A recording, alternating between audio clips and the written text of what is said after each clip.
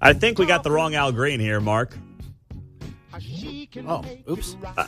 I don't think these are the same guy, but I appreciate what you did there. Yeah. 7:06, good morning. It is great to be here on KCMO. How about that doozy of a speech last night by President Trump? My goodness.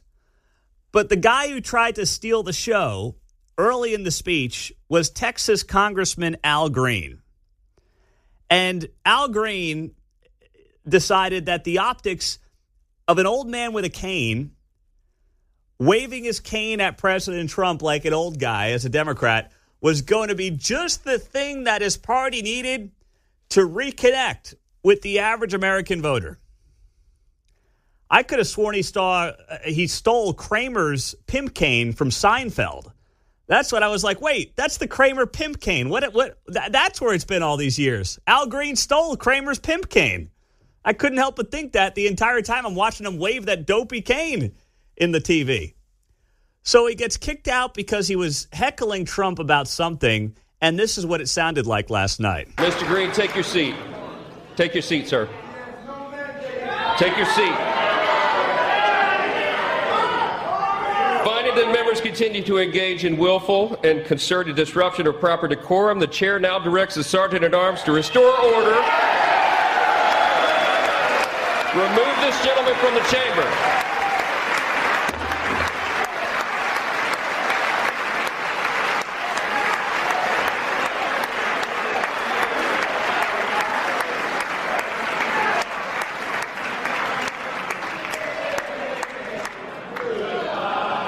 Na, na, na, na. They tried to get it going last night.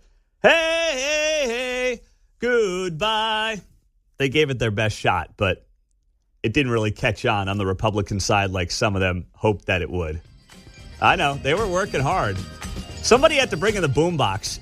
You know, Billy Long was still in Congress. He would have been leading the way on that.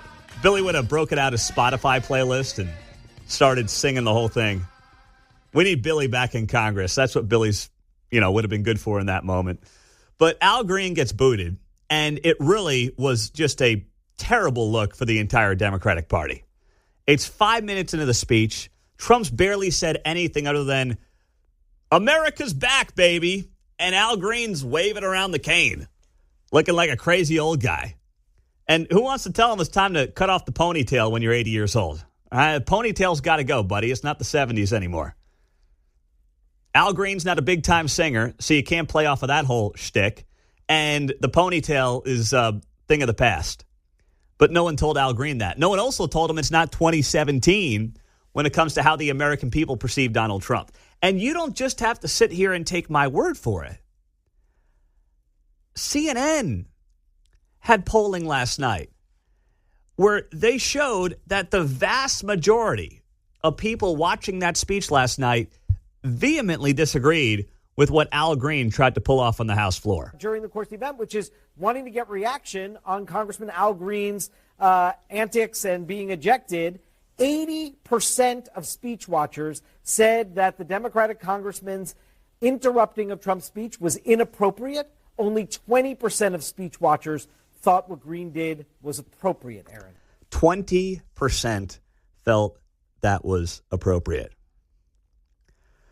But I also watched 80-year-old Al Green, who looks and acted 10 years older than Trump. They're about the same age. But it really goes to show you age is just a number. I mean, it's like comparing Biden to Trump. They're not all that far apart in age, but let's be honest, they're living on completely different planets. Come on, man. 78-year-old Al Green waving a cane, trying to shut down Trump, is a perfect representation and encapsulation of the Democrats' feeble resistance last night. I was looking at people holding up their little signs. The sign said, Save Medicaid, false. There was a lot of false signs last night from the Democratic side of the aisle. And I don't know about you, but the same people holding up false signs were the ones who tried to convince us that the border was not open the last 4 years. There was nothing they could do about it. Inflation was transitory. Joe Biden was sharp as a tack. And, there's also several genders. I don't think I'll be taking their advice on what's false. I think I'll pass on their advice for what is false in this moment in time. And just the optics of it. The other ones, Musk steals. I saw that as one of the signs that was being held up yesterday. And I don't know what Nancy Pelosi was holding, a bottle, an umbrella. I mean, they're all on their phones. Like, I'm not sure what they're doing on their phones. Elizabeth Warren was on her phone most of the time. Like, I get it. You want to kind of show the resistance. You want to be disrespectful, whatever. But it was way out of touch, and it was way over the line. And I'm not saying that just because it's the guy I voted for. I'm not. I mean, CNN had another poll last night from their viewers who watched it, and the reaction to Trump's speech was overwhelmingly positive. Take a listen. To the results. What was your reaction to Trump's speech? 44% of speech watchers in our instant poll tonight say they had a very positive reaction to Trump's speech. 25% somewhat positive, 31% negative. 44 very positive, 25 somewhat positive, 31 negative. So that's 70% of people who felt the speech last night was either very positive or somewhat positive. 31% viewed it negatively. I'm not a math whiz, but you know what? I'd rather be on the side of 70% right now. That 31% is clearly in no way representative of the American public right now. Based on what Donald Trump was saying, what he was talking about.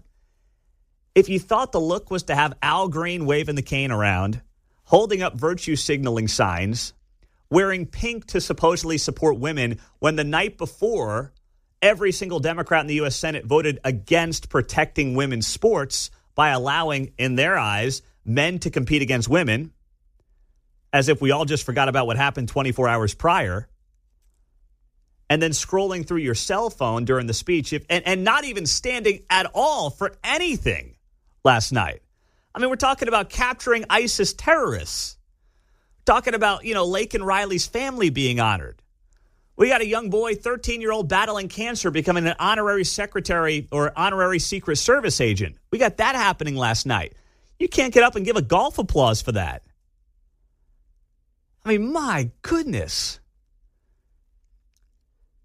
The Trump derangement syndrome has the potential to set the party back years.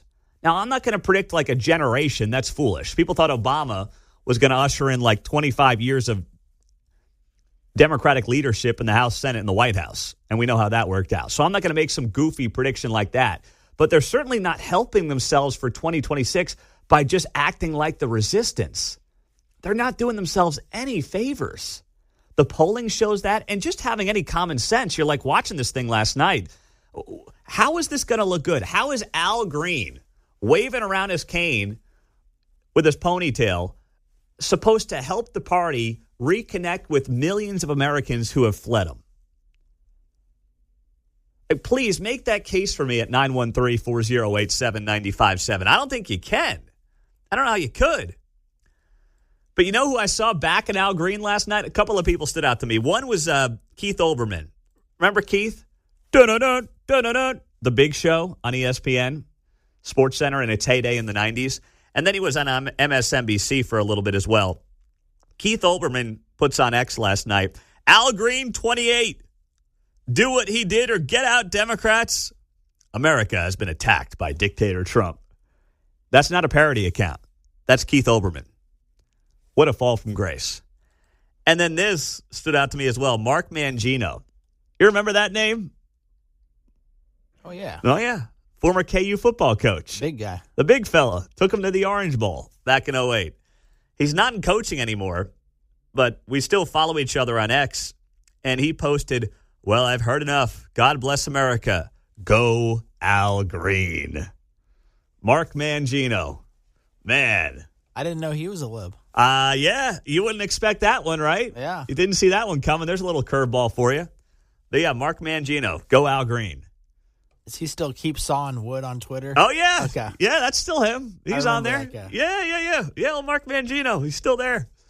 So these are the guys. It's like, it's one thing to just not like Trump and want to see Democrats win. But if you actually want to see Democrats win, I promise you the Al Green shtick is not the thing that's going to reconnect with the voters that you lost. The polling shows that, and it's just common sense. I heard the real Al Green's going to change his name now. He doesn't want to be associated with this goober. My gosh. On the text line, 913-408-7957. Pete, that's all you got to mock the ponytail? Well, what do you mean? No, I commented and mocked everything he did last night. The ponytail's just the icing on the cake. Listen, when you're 78 years old in 2025 and you're rocking a ponytail, you're setting yourself up for a ribbing. Let's be very clear about that. And then when you're pointing your cane and waving it around like the crazy guy who wandered out of the insane asylum and the nursing home, this is what you get. The optics were awful for the Democratic Party. My goodness gracious. And even David Axelrod, the brains behind Barack Obama, the guy who gets not all the credit, but a lot of the credit for Obama's campaigns. David Axelrod last night on CNN was like, yep, not a good night from my side. So it's one thing to mine our differences. It's another thing to try and heal our differences. And that is, that's the difference between real leadership and political expediency. Would it have been healing to stand for Mark Fogel? Might have been. No, I agree. You are absolutely right. DJ Johnson. Well, I will do what you will not. I will say, I think there were times when they should have risen. I think what Al Green did was despicable. I thought what Al Green did was despicable. David Axelrod saying that. And the CNN poll, indisputable, 80-20 against what Al Green did last night. And it was a gift to Donald Trump. I mean, it couldn't get any better than what he got handed to him last night on a silver platter. My goodness, what a night. And then I have not played this clip all morning long. But in that hour and 39-minute speech, Donald Trump said something as well that, my goodness, needs to be put on classrooms around the country. I know we can't say the word God in any classrooms anymore. Can't say that in school anymore. But this, one of the most powerful moments last night, we have not played it all morning long. There's just been so much to do and so much to talk about. But I wanted to make sure I fit it in before the end of the show. And now I want Congress to pass a bill permanently banning and criminalizing sex changes on children and forever ending the lie that any child is trapped in the wrong body. This is a big lie.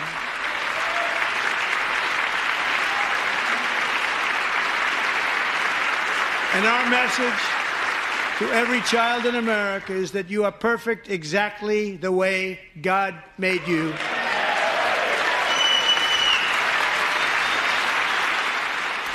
You are perfect exactly the way God made you. That message is an important one to every child in America. And while maybe people say, who's Trump to be saying that? The same guy who said 2 Corinthians back in the day, right? It doesn't matter. In this case, it's not even the messenger, it's the message. You are perfect exactly the way God made you. Now, should the government get in the way when you're an adult? If you want to do something to yourself? I don't believe so. But that doesn't mean the message to children should be any different from that. That is what we need to tell our kids every single day. You are loved and you are perfect exactly the way God made you. And the party of science continues to be apparently science deniers on this very issue. And I couldn't help but think last night as I'm watching members of Congress hold up those little virtue signaling signs, I thought to myself, man, they're holding up signs and some of them read Musk lies, save Medicaid, and all these different things. But there was one that really stood out to me, and it was just the word false on it. And I couldn't help but think the same people holding up false signs were the ones who told us the border was not open. And they also said, on the other hand, there's nothing they can do about it without some big bill from Congress. They said inflation was transitory. Joe Biden was sharp as a tack. And, oh, yeah, there's like several genders out there that you can pick from. I'm not sure if I was them, I would be holding up signs that just read false, because I'm very confident I will not be taking their advice on that, or really anything for that matter. It's like they're trying to hope you just forget what the last few years were all about. And I'm telling you, you look at the polling that has come out of this speech, the American people aren't buying it. They have a full-blown crisis on their hands. And the biggest problem for them is that apparently they're the last ones to know about the crisis. They don't acknowledge the crisis. The Titanic is sinking, and they're playing the violins. Think about that scene, right? I saw it on AMC the other night when I was scrolling, and it actually went right to that scene. Titanic is sinking, and you got the guys playing their violins.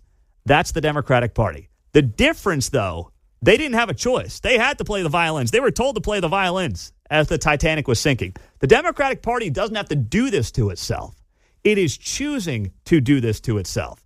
They are choosing to play the violin while the ship is sinking when given a choice. And they are going to reap what they sow, man. And it will be to the benefit of Donald Trump and the Republicans if they can come through. Because in politics, it's a zero-sum game. If your opponent's losing, you're winning. We are winning on KCMO Talk Radio. Where's my Charlie Sheen? Winning. We are winning on KCMO Talk Radio.